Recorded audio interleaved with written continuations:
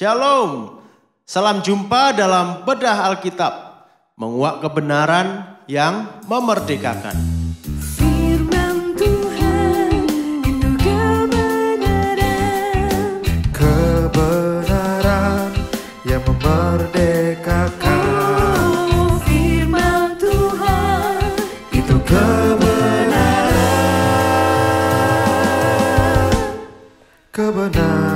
yang memerdekakan. Kita berada dalam seri pencobaan di padang gurun. Padang gurun. Ada apa dengan padang gurun? Apa arti padang gurun? Mengapa Tuhan Yesus harus ke padang gurun?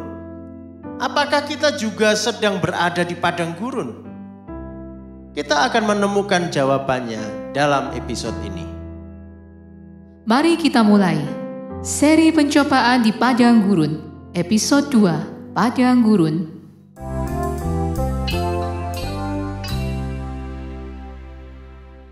Hari ini kita akan melanjutkan pendalaman kita akan kisah pencobaan di padang gurun. Mari kita membaca kembali Matius 4 ayat 1, dilanjutkan dengan ayat yang kedua sampai 4. Matius 4 ayat 1 sampai 4. Maka Yesus dibawa oleh Roh ke padang gurun untuk dicobai iblis. Dan setelah berpuasa 40 hari dan 40 malam, akhirnya laparlah Yesus.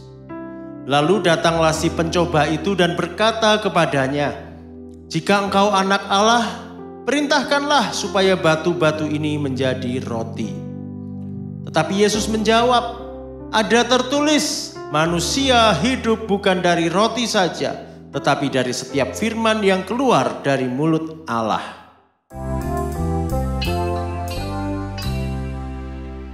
Dafar dan Midbar, firman dan padang gurun. Ada dua kata yang menarik di sini, padang gurun dan firman. Di dalam bahasa kita, bahasa Indonesia, seolah dua kata ini tidak berhubungan sama sekali. Demikian juga dalam bahasa asli kitab Matius, yaitu bahasa Yunani. Tetapi kita perlu ingat bahwa penulis kitab Matius dan pembacanya mula-mula adalah orang Yahudi. Mereka berbahasa Yunani, tetapi masih berpola pikir Yahudi atau Ibrani. Oleh karena itu, kalimat-kalimat bahasa Yunani dalam kitab Matius dan juga kitab-kitab Perjanjian Baru lainnya syarat dengan pengertian dari bahasa Ibrani. Dalam bahasa Ibrani ternyata dua kata itu sangat berkaitan. Bahkan keduanya memiliki akar kata yang sama. Padang gurun dalam bahasa Ibrani adalah midbar, sedangkan firman adalah dafar. Mirip bukan?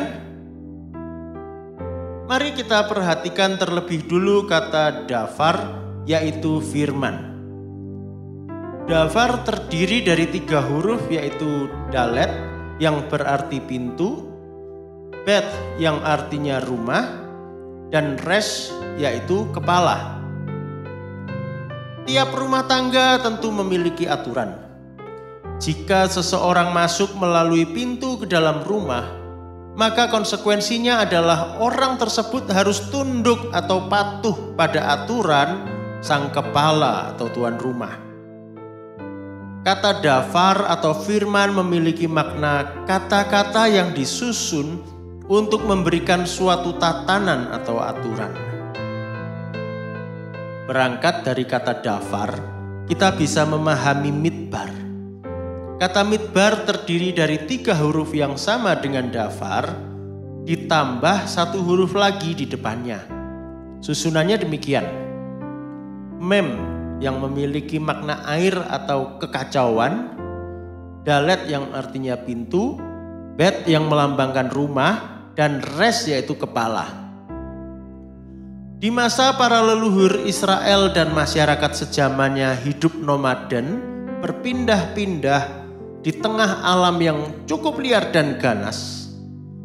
kehadiran kemah sebagai rumah dengan aturan dari kepala keluarga yang menertibkan kehidupan sungguh memberikan kenyamanan dan keamanan bagi seluruh anggota keluarga. Di luar pintu kemah, tanpa tatanan atau aturan dari sang kepala, yang ada adalah alam liar yang tidak menentu. Jadi makna dari midbar, yaitu padang gurun, adalah kekacauan karena tidak ada aturan, kekacauan di luar tatanan rumah tangga. Padang gurun menggambarkan kehidupan dunia yang sudah kacau karena dosa. Sejak manusia melanggar perintah Allah, dunia ini berantakan. Di luar tatanan Allah, kehidupan di bumi menjadi padang gurun yang liar dan ganas. Masalah demi masalah bermunculan.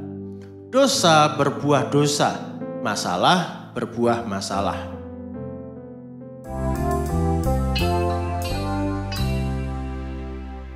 Dua wajah padang gurun. Bagi sebagian orang, kehidupan ini jelas terasa berat. Tekanan hidup yang menghimpit terasa nyata. Beban ekonomi tak pernah lepas dari bahu. Belum lagi tuntutan kerja yang mendebur bagaikan ombak menerjang. Tak ketinggalan berbagai konflik dalam relasi, mulai dari lingkup keluarga, teman, rekan kerja, hingga lingkungan masyarakat yang lebih luas.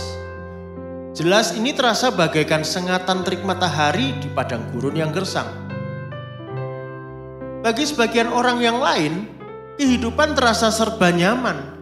Hidupnya ringan-ringan saja, uang tak kurang, pekerjaan lancar, keluarga bahagia, para sahabat selalu menemani.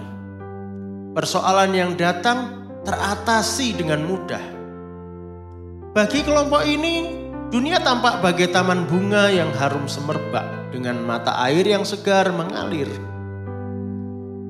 Betulkah bagi kelompok kedua itu kehidupannya aman tanpa cobaan? Benarkah kenyamanan mereka jauh dari masalah? Sebetulnya, senyaman-nyamannya hidup di dunia ini tidak akan pernah lepas dari cobaan. Justru di dalam kenyamanan seringkali pencobaan menyelinap. Dalam kenyamanan kita mudah menjadi lengah. Tanpa kita sadari, tiba-tiba kita terperosok dalam masalah. Kenyamanan bisa menjerat mata kita sehingga tidak melihat adanya persoalan yang datang mengendap. Dalam keluarga yang terlihat bahagia dan sejahtera, tak jarang ternyata ada sakit hati tersembunyi, ada ketidakpuasan terpendam. Dalam kenyamanan hidup, seringkali anak-anak bertumbuh menjadi orang-orang tanpa daya juang. Lebih parah lagi, jika kenyamanan hidup membuat kita lupa bahwa kita memerlukan Tuhan. Menaklukkan padang gurun. Kita menjalani hidup di padang gurun dunia ini bukan untuk mati kering, melainkan untuk menang. Tuhan ingin kita menaklukkan padang gurun, mengalahkan dosa dan cobaan. Sama seperti Tuhan Yesus menang, kita pun menang. Kuncinya adalah firman atau dafar. Bagaimana melakukannya? Kita akan pelajari dalam ulasan berikutnya.